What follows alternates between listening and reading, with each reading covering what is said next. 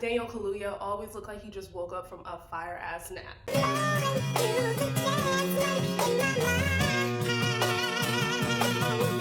What's up, everybody? Welcome back to my channel. First off, before I start the video, I just want to apologize for the video quality. I was having major issues with my camera. It's back there. I don't know if you can see it. It's back there having a whole ass meltdown, but bitch, me too, so I ain't even mad. So I'm filming this on my laptop. Fuck it. Wanted to get the video out, so you know. I saw Queen and Slim the other day, and y'all know I had to do it.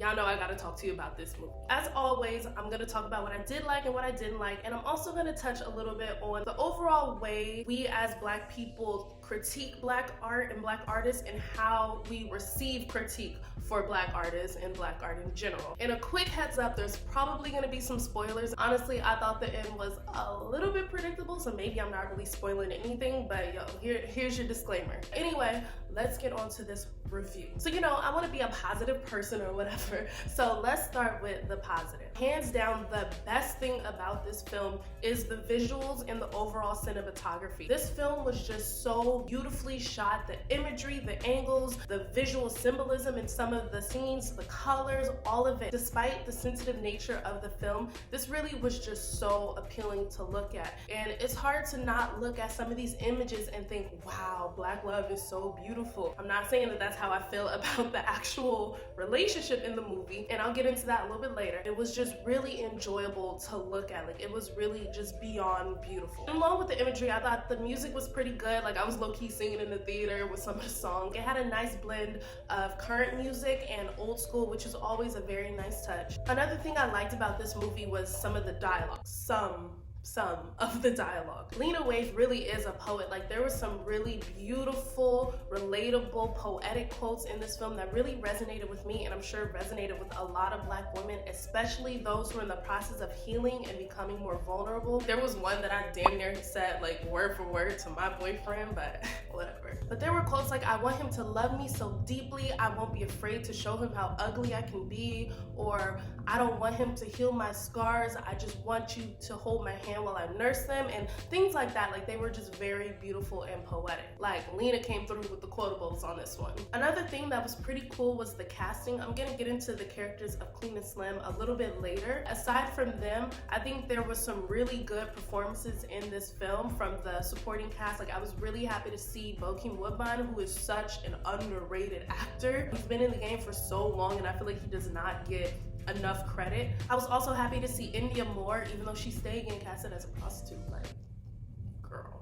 But yeah, there was some really good performances from the supporting cast. And the last thing I liked about this movie is the fact that they didn't show just one type of Black person or Black person's opinion of Queen and Slim and their situation. There were supporters who quietly helped them on some like Underground Railroad type shit. There were supporters who were a little bit more obnoxious and boisterous with their opinions, like the dude who got hit with the car. Like, I get he was there for comic relief, but honestly, I thought it was just annoying and corny. Or there was like my fave, the Black cop who let them get away, even though all his cop buddies was like on the other side of the street. There was the dad of the kid who was also the mechanic, and you know, he stated that he didn't really agree with how they were going to ballot everything. And there was a Black dude at the end who gave them up for some bread, which was fucked up, and honestly, I hated that element of the movie. But anyway, I like the fact that they didn't paint Black people as a monolith. We don't all agree on certain social and political issues. Like, we really do have varying opinions on the things that are going on both within and outside of the Black community. Those are the more positive things about this movie, in my opinion. Now let's get into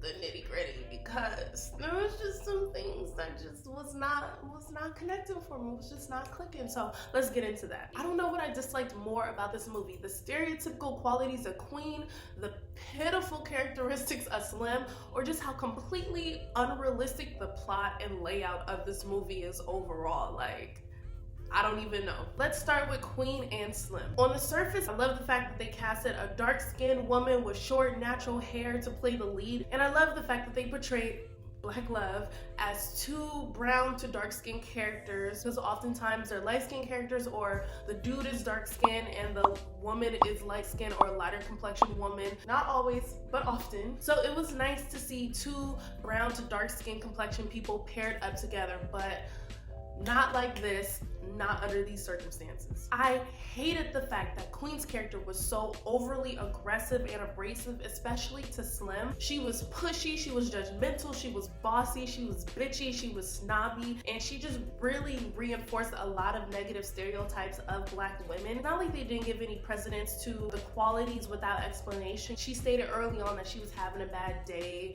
and later throughout the movie she explains that her mother was murdered by her uncle, who she represented in court, and got him off. But they still could have made her this chill, fun, likable character who's still cautious of love and, you know, has her walls up and is emotionally detached because of some of the issues that have happened within her family. Like, there wasn't any real valid reason to give her such an unappealing personality. And Slim, let's be real, Slim's character was a bitch. I don't mean anything negative about Daniel Kaluuya as an actor, but his character was literally Queen's bitch for like 80% of the movie. He started out basically getting used for a meal and some company. Like, she was not interested in him from the beginning. She goes through his phone while he's driving, which irritated the hell out of me. But anyway, he's swerving because he's trying to get his phone back. He gets pulled over. The cop is obviously being a dick, and I'm not even mad at Queen for being aggressive towards the cop. But at the same time, you're supposed to be this lawyer. You should have been making it clear to the cop that you know the law and you know your rights, and that this cop is violating both of you guys' rights, especially Slim's rights. Yet you being petty and making these comments under your breath, saying shit like y'all like to shoot first and ask questions later, like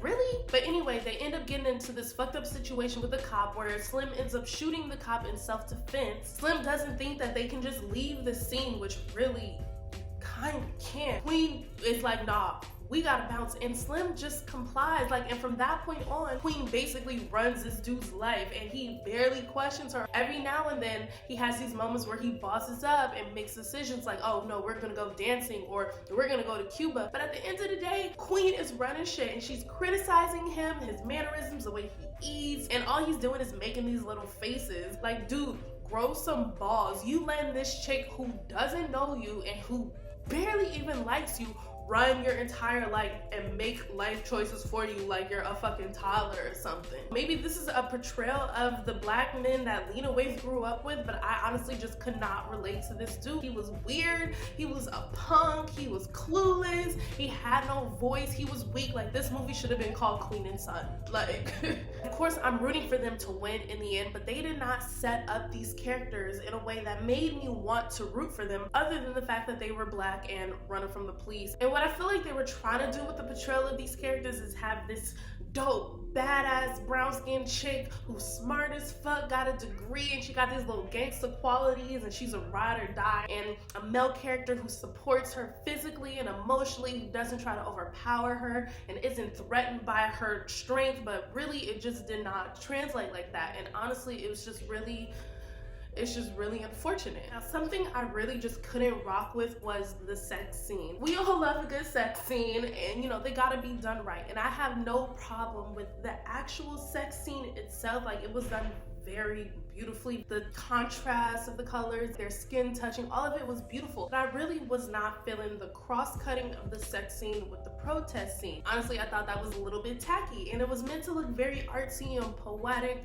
but nah. Maybe they were trying to show how Black love, and I'll explain later why I keep putting air quotes around Black love, but maybe they were trying to show how it can be revolutionary, or how we can still feel love through pain and trauma. I don't know, but there was nothing revolutionary or appealing about the protest scene. There's nothing revolutionary about showing a Black kid shooting a Black cop who didn't want to hurt him in the first place and appeared to have been empathizing with him to some degree. If you've seen my This Is America review, you know how I feel about shock value, and I feel like that scene was put there for shock value. I don't think there was any purpose of it. I don't think it was artistic. And while the kid had a great performance in the movie, it was not necessary for us to see this kid shoot this cop. Like, it was so dumb. It just made no sense. It was very heavy-handed. It was not necessary.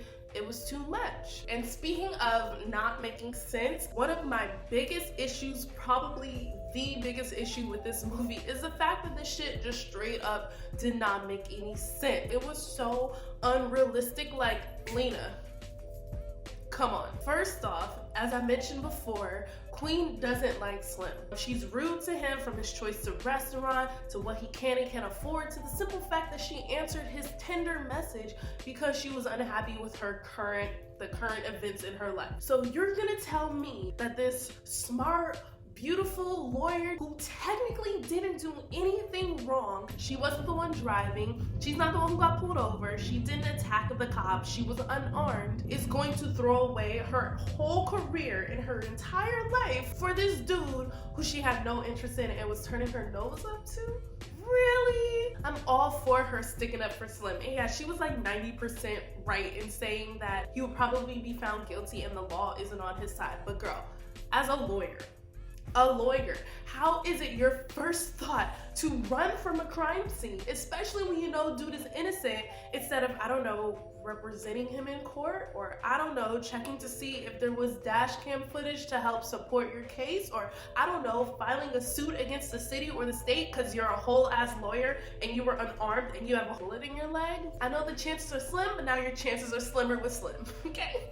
Ting. And then we learn later that you defended your uncle, who you don't even fuck with, for murdering your mother, but you don't think to go the judicial route in this scenario. You don't think to represent dude in this scenario, a scenario that actually affects the outcome of your life. Like, what? I'm all for riding for black men and going the lengths for black men, but too often black women don't put their own mental and physical well-being first. And if we don't, who will? And I feel like that's exactly what this was, but they tried to disguise it as a ride or die story. But let's step out of logic for just a moment and talk about the actual scene with the police officer. The way this scene was written just felt so heavy-handed. Despite the fact that we know interactions like this happens and we've seen it happen, the way it escalated just felt very unrealistic and forced. We know this happens in real life and oftentimes it's unjustified, but we see the escalation. We understand the escalation. We hear the dialogue in Sandra Bland's video or Philando Castile's video. The escalation in this scene just felt so unrealistic and forced. The officer pulling his gun for Slim saying